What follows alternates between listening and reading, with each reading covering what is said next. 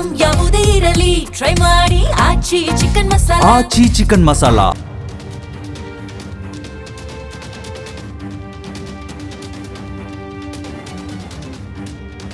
ಜಗತ್ತಿನ ಅತಿದೊಡ್ಡ ತೈಲ ಸಾಗಣೆ ಹೆದ್ದಾರಿಯಾಗಿರುವ ಹಾರ್ಮುಜ್ ಜಲಸಂಧಿ ಕೇವಲ ಒಂದು ಸಮುದ್ರ ಮಾರ್ಗವಲ್ಲ, ಇದು ಜಾಗತಿಕ ಆರ್ಥಿಕತೆಯ ಉಸಿರು.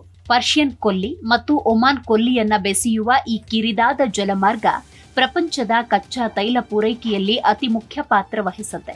ಇದರ ಹುಟ್ಟು, ಇತಿಹಾಸ, ಈ ಜಾಗಕ್ಕಾಗಿ ನಡೆದಿರುವ ಘೋರ ಕದನಗಳ ಬಗ್ಗೆ ತಿಳಿದುಕೊಂಡ್ರೆ ಇದು ಜಗತ್ತಿಗೆ ಯಾಕಷ್ಟು ಮಹತ್ವದ್ದು ಅನ್ನೋದು ಸ್ಪಷ್ಟವಾಗುತ್ತೆ.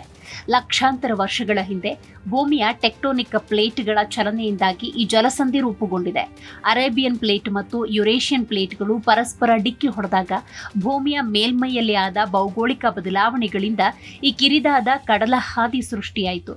ಅತ್ಯಂತ ಕಿರಿದಾದ ಜಾಗದಲ್ಲಿ ಕೇವಲ 33 ಕಿಲೋಮೀಟರ್ ಅಗಲವಿರುವ ಈ ಮಾರ್ಗ ಪ್ರಕೃತಿಯೇ ನಿರ್ಮಿಸಿದ ಒಂದು ಅದ್ಭುತ ಚೋಕ್ ಪಾಯಿಂಟ್ ಆಗಿದೆ.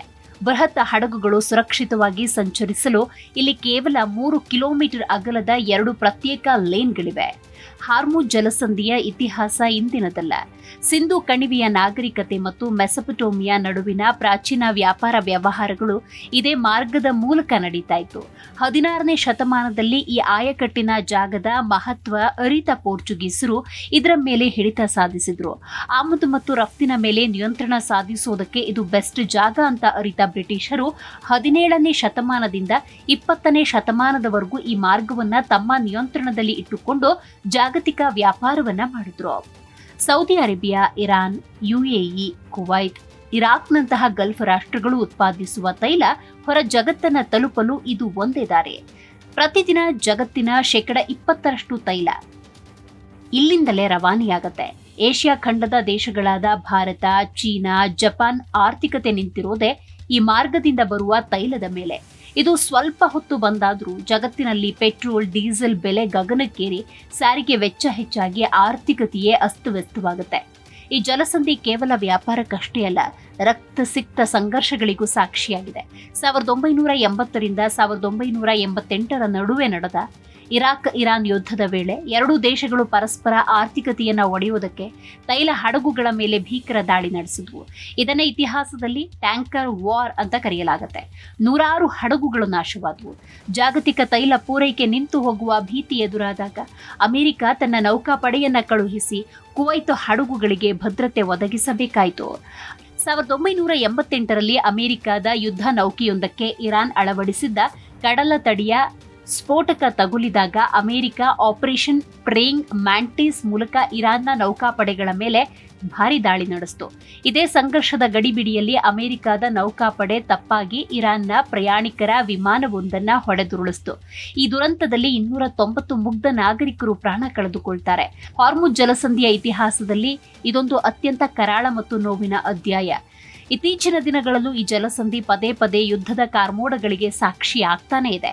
ಅಮೆರಿಕ ತನ್ನ ಮೇಲೆ ಆರ್ಥಿಕ ನಿರ್ಬಂಧ ಹೇರಿದಾಗಲೆಲ್ಲ ಹಾರ್ಮುಜ್ ಜಲಸಂಧಿಯನ್ನ ಮುಚ್ಚುತ್ತೇವೆ ಅಂತ ಇರಾನ್ ಬೆದರಿಕೆ ಹಾಕ್ತಾನೆ ಬಂದಿದೆ. 2019ರಲ್ಲಿ ಹಲವು ವಿದೇಶಿ ತೈಲ ಟ್ಯಾಂಕರ್ಗಳ ಮೇಲೆ ನಿಗೂಢ ದಾಳಿಗಳಾದವು. ಅಮೆರಿಕದ ಕಣ್ಗಾವಲು ಡ್ರೋನ್ ಅನ್ನ ಇರಾನ್ ಹೊಡೆದುರುಳಿಸಿತು. ಪ್ರಸ್ತುತ ಅಮೆರಿಕ, ಇಸ್ರೇಲ್ ಪಡೆಗಳು ಇರಾನ್ ಕಮಾಂಡರ್ಗಳನ್ನ ಹತ್ಯೆ ಮಾಡುತ್ತಿರುವುದರಿಂದ ಹಾರ್ಮುಜ್ ಜಲಸಂಧಿ ಮತ್ತೆ ಜಾಗತಿಕ ಯುದ್ಧದ ಬಹುದೊಡ್ಡ ರಣರಂಗವಾಗಿದೆ. ಹಾರ್ಮುಜ್ ಜಲಸಂಧಿ ಕೇವಲ 2 ದೇಶಗಳ ನಡುವಿನ ಗಡಿಯಲ್ಲ, ಅದು ಇಡೀ ಜಗತ್ತಿನ ಆರ್ಥಿಕತೆಯ ನಾಡಿಮಿಡಿತ. ಎಲ್ಲಿಯವರೆಗೆ ಜಗತ್ತು ಪೆಟ್ರೋಲಿಯಂ ಉತ್ಪನ್ನಗಳನ್ನು ಅವಲಂಬಿಸಿರುತ್ತೋ ಅಲ್ಲಿಯವರೆಗೂ ಈ ಜಲಸಂಧಿಯ ಪ್ರಾಮುಖ್ಯತೆ ಕಿಂಚಿತ್ತೂ ಕಡಿಮೆ ಆಗುವುದಿಲ್ಲ.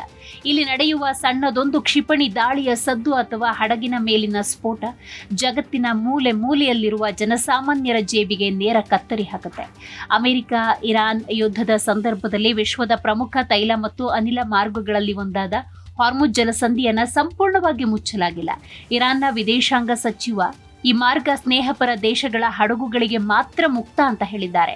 ಭಾರತ, ಚೀನಾ, ರಷ್ಯಾ, ಇರಾಕ್, ಪಾಕಿಸ್ತಾನದಂತಹ ಸ್ನೇಹಪರ ದೇಶಗಳ ಹಡಗುಗಳು ಹಾರ್ಮುಜ್ ಮೂಲಕ ಸುರಕ್ಷಿತವಾಗಿ ಹಾದು ಹೋಗಬಹುದು. ಆದರೆ ಈ ಮಾರ್ಗ ಶತ್ರುಗಳು ಮತ್ತು ಅವರ ಮಿತ್ರ ರಾಷ್ಟ್ರಗಳಿಗೆ ಮುಚ್ಚಲ್ಪಟ್ಟಿದೆ ಅಂತ ಇರಾನ್ನ ವಿದೇಶಾಂಗ ಸಚಿವರು ತಿಳಿಸಿದ್ದಾರೆ. ಒಟ್ನಲ್ಲಿ ಹಾರ್ಮುಜ್ ಜಲಸಂಧಿ ಓಪನ್ ಆಗಿರುವುದು ಕೇವಲ ಭಾರತದ ತೈಲ ಕಂಪನಿಗಳಿಗೆ ಮಾತ್ರವಲ್ಲ, ದೇಶದ ಪ್ರತಿಯೊಬ್ಬ ಸಾಮಾನ್ಯ ಜನರಿಗೂ ಸಿಕ್ಕ ದೊಡ್ಡ ರಿಲೀಫ್. ಪೆಟ್ರೋಲ್ ಬೆಲೆ 150 ರೂಪಾಯಿ ದಾಟಬಹುದು. ಗ್ಯಾಸ್ ಸಿಲಿಂಡರ್ಗೆ ಅಭಾವ ಸೃಷ್ಟಿಯಾಗಬಹುದು ಅನ್ನೋ ಆತಂಕಗಳು ಈಗ ದೂರವಾಗಿದೆ. ಅಂತಾರಾಷ್ಟ್ರೀಯ ಮಟ್ಟದಲ್ಲಿ ಎಷ್ಟೇ ದೊಡ್ಡ ಯುದ್ಧ ನಡೆದರೂ ತನ್ನ ದೇಶದ ಜನರಿಗೆ ತೊಂದರೆಯಾಗದಂತೆ ನೋಡಿಕೊಳ್ಳುವಲ್ಲಿ ಭಾರತದ ವ್ಯವಸ್ಥೆ ಮತ್ತೊಮ್ಮೆ ಯಶಸ್ವಿಯಾಗಿದೆ.